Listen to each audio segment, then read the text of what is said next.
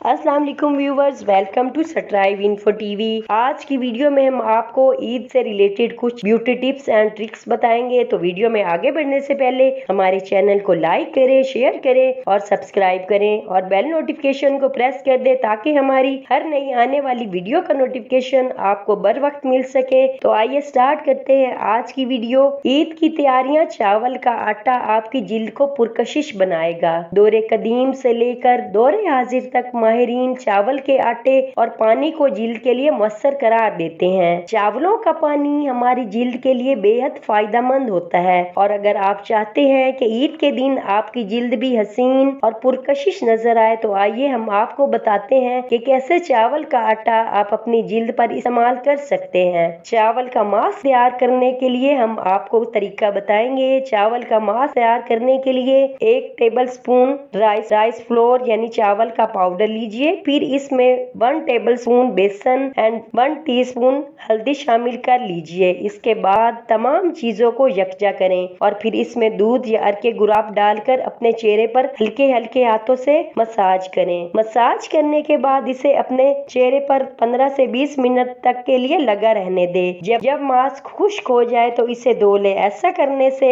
चेहरा तरोताजा और जिल्द पुरकशिश हो जाएगी। मुझे उम्मीद है आज की वीडियो आपको पसंद आएगी। हमें दुआओं में याद रखिएगा। अल्लाह हाफिज।